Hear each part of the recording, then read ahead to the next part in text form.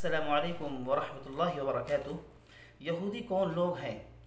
یہودی یہ حضرت ابراہیم علیہ السلام کے اولاد میں سے ہیں۔ ابراہیم علیہ السلام کے اولاد اسماعیل علیہ السلام، اسماعیل علیہ السلام کے اولاد اسحاق علیہ السلام، اسحاق علیہ السلام کے اولاد یعقوب علیہ السلام، یعقوب علیہ السلام کے اولاد یہودا۔ یہودا کی نسل سے جتنے بھی لوگ ہیں ان کو یہودی کہتے ہیں۔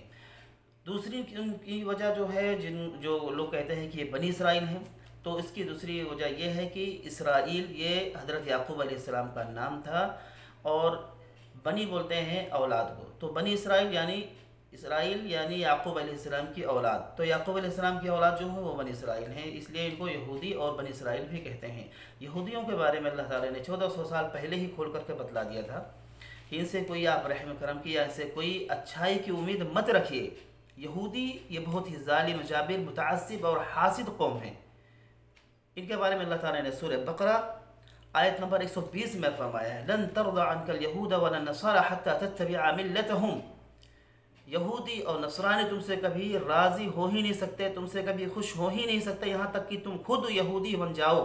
اگر تم خود یہودی بن جاؤ گے تب یہ تم سے خوش ہو سکتے ہیں، اور نہ ان سے کوئی امید مت رکھیے آپ، اس لیے ان کو خوش کرنا چھوڑ دیجئے، ان کے سامنے کھل کر کے آپ آئیے۔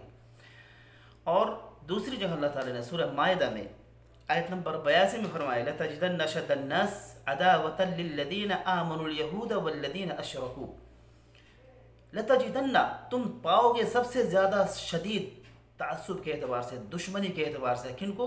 یہود کو اور مشرکین کو، جو اللہ کے ساتھ کسی کو شرک ٹھہراتے ہیں۔ تو آپ دیکھ لیجئے کہ مشرکوں کا کیا حال ہے آج، کہ وہ کتنے زیادہ تعصب اور حسد میں ہیں مسلمانوں سے، کتنی زیادہ نفرت کرتے ہیں مسلمانوں سے۔ اسی طریقے سے یہودیوں کے بارے میں دیکھ لیجئے کہ کتنی زیادہ نفرت کرتے ہیں وہ ایمان والوں سے۔ تو ان سے کوئی رحم کرم کی امید لگانا چھوڑ دیجئے، ان سے کوئی اچھائی کی امید لگانا چھوڑ دیجئے، جب آپ کے رب نے آپ کو منع کر دیا ہے، اس لیے ان کو خوش کرنا چھوڑ دیجئے۔ اب آپ ان کی کمر توڑنا شروع کر دیجئے۔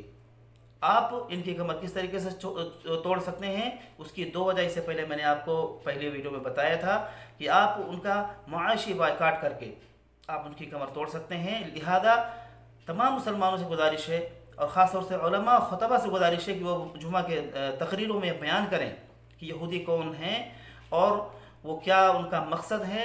لہذا ان کو خوش کرنا چھوڑ دیجئے اور ان کی کمر توڑیے اور ان کا معاشی اور اقتصادی بائیکاٹ کریے۔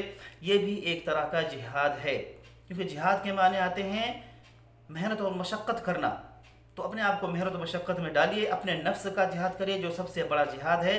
اپنے آپ کو ان کولڈ ڈرنک سے بچائیے، اپنے آپ کو ان کے اچھے اچھے برگر اور پیزا سے بچائیے، اور یہ نفس کا جہاد کیجیے، اور تھوڑی دیر کے زبان کے ذائقے کے لیے اس کو چھوڑیے، اللہ کے واسطے ان کو چھوڑیے، اور آپ دوسری چیز کھائیے جو دوسری چیز مارکیٹ میں موجود ہیں۔